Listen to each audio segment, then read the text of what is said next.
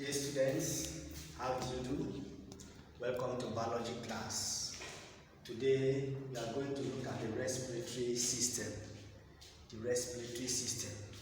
At the end of the lesson, you should be able to define respiration. You should be able to state some organisms and their respiratory organs, and as well as state the differences between respiration and photosynthesis. Content.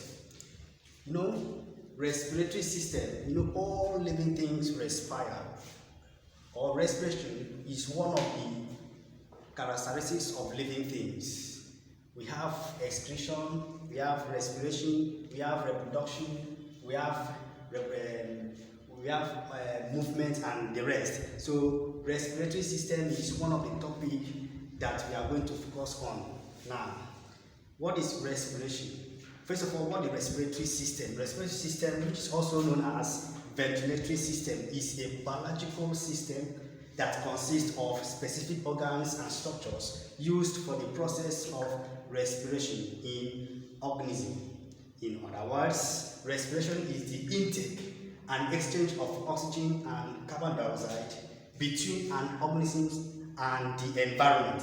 Simply put, respiration is the exchange of gases between an organism and the environment, but that is a layman definition. Then, because respiration has to do with exchange of gases between the organisms and the environment, then in biological definition, because when you respire while eating or after eating, there is something that goes on in your body system. That is the breaking down of that food to give you what you want, like energy. So in the biological definition of respiration, we can define respiration as the chemical reaction or chemical activity of the cell in which the body or the organisms synthesize or break down glucose by series of reactions controlled by enzymes to release energy. What does that mean? For example, if you eat beans now, that means your intent is to give you protein, but it will not give you protein direct. It has to be converted from one step to another. Remember, it's controlled by some enzymes, so you have to be converted from one form to another. When you eat the protein, eat the beans, which is protein in form, then it will be converted to peptone, from peptone to polypeptide, and before give you the amino acid. But there are some enzymes that does that controls that reaction. Enzymes like renin and pepsin, they are the ones to convert those steps or the food to amino acid for the body to use. So that is respiration. Whenever you eat, after eating, you just wash your hand and drink water. You don't know the rest of the thing that is going on in your body system. So many things are going on. The food will be broken down to release energy. So that's why when you eat, you have energy to, at times as you are eating, you see that you'll be sweating. That means there's some chemical reaction that's going on in your body system. So that's why you are sweating. So after eating, you relax, you see that you'll be energized. You have energy to move, have energy to talk, have energy to play, have energy to do whatever you want to do. So that is respiration. So moving forward, the passage of air into the lungs to supply the body with oxygen is known as inhalation. Remember, the passage of air into the lungs to supply the body with oxygen is known as inhalation.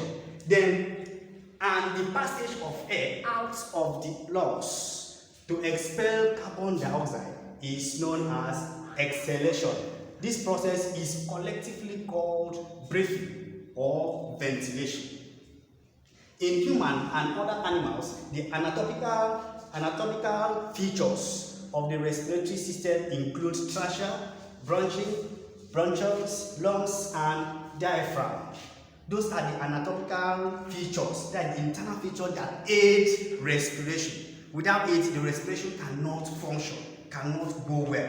Now, let us look at the differences between respiration and photosynthesis. Because when you talk of respiration, you might be asking, how does plant respire. Plant do a respire as well. They have different organs for that. So we want to know the difference between respiration and photosynthesis, because when we talk of respiration, it's mainly done by organisms, maybe like animals, and it can take place in any place, any form. Now, number one, respiration occurs in every living cells. Every living cells respire. But photosynthesis occurs only in autotrophs. What is autotrophs? Autotrophs are plants. That is plants that manufacture their own food, because plants manufacture their own food. So it takes place in autotrophs. Then number two, it takes place at all time. Either there is sun or there is no sun, respiration takes place. Either in the night or in the daytime, respiration takes place. But photosynthesis, it takes place only in the presence of sunlight. If you can quickly recall the meaning of photosynthesis, the process in which green plants manufacture their food in the presence of what? Sunlight and chlorophyll. So without sunlight, photosynthesis cannot take place. But with or without sunlight, respiration will take place. Number three, food substances are broken down. That is catabolism. When food substances are broken down, that is catabolism, because as I explained earlier, when you eat your food, that food needs to be broken down. That's why if you take a carbohydrate, that carbohydrate needs to be broken down to give you energy. So when such happens, as you are respiring, some chemical reaction is taking place in your body system, in which the food or the materials will be broken down to release energy for you. So that's why the food substances are broken down. The process is called catabolism. Then when the food substances are built up, the process is called anabolism. For example, photosynthesis. In photosynthesis, they build up some plants, some material for the plant to make use of. So anabolism. Then this one is catabolism. This one is to break down, and this one is to build up. Then talking about number four, carbon dioxide and water are the byproducts. Carbon dioxide and water are the byproduct in respiration. Meanwhile, oxygen is the byproduct of photosynthesis. Remember, photosynthesis mainly takes place in plants. So plants give out oxygen. Meanwhile, animals give out oxygen and carbon dioxide. Meanwhile, plants give out, animals take in oxygen and give out carbon dioxide.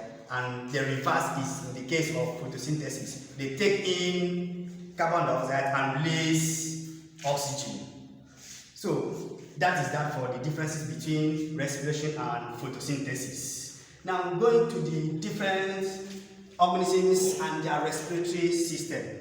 Different organisms and their respiratory system. We have organisms here and we have respiratory system or organs. Yeah. In unicellular organism, remember, any organism that have one cell is regarded as what? Unicellular organism. Every organism that have one cell is known as what? Unicellular organism. Then organisms that have more than one cell are known as what? Multicellular organisms. So unicellular organism, example, amoeba, we have Paramecium, Chlamydomonas is also among the organisms that are unicellular in nature. So what does amoeba use for their respiration? They use body surface or cell membrane. Body surface or cell membrane. That's what amoeba use, or Paramecium, or Chlamydomonas, because they are all unicellular organisms. Then we have crustaceans. Crustaceans, example of crustaceans are fish. All those animals found in the water, those animals, they call them crustaceans. Example, tadpoles, fish, and so on. They use what? They use gills. They use gills for their respiration. Then we have earthworm, we have frogs, and we have toad. They use mouth, they use wet skin, they use lungs, and also use body surface as well.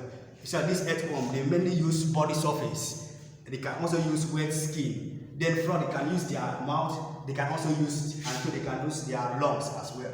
Then we have arthropods. Example of arthropods, we have insects. The insect here can be cockroach. So what does they use? They use trachea system. They use trachea system for their respiration. Then we have arachnids. Example of arachnids is spider. They use long book. That is the name of their respiratory organs. It is called long books. Then we have F's. F's example is birds. Bird uses lungs. And we have reptiles. Reptile example is lizard. They use lungs as well. I forgot to put plants. Plants also respire. And what do plants use for their respiration? They use lenticels. If they don't use lenticels, they use stomata. That's what plants uses for their respiration. Either lenticels or stomata. Look at the spelling of lenticels. Lenticels. That is spelling of lenticels. Or they use stomata. That's what plants uses for their respiration. Lenticels or stomata. So that is the succinct explanation of respiratory system, the exchange of gases between an organism and the environment. The main purpose of respiration is to break down glucose to release energy, or break down food materials to release energy. And we have the anatomical features of human or other animals for respiratory system. You have the trachea, the bronchi, the bronchioles, lungs, and diaphragm. And what is inhalation? Inhalation is the passage of air into the lungs to the body, to supply the body with oxygen. That is inhalation. So I believe you have learned so much in this class. So I would like to ask this question: what do you understand by the word respiratory system? You have to define for me inhalation, and also mention two organisms with their gaseous exchange. With their gaseous exchange, that is the organisms and their respiratory organs. That's what that number 3 means. So you have to answer that on your own. Then your assignment is going to be name and explain the conditions necessary for respiration. You now state the characteristics of respiratory surface. That's your assignment. The assignment will be sent to me through email, to my email. That is henrysunday@240@yahoo.com. henrysunday240@yahoo.com. That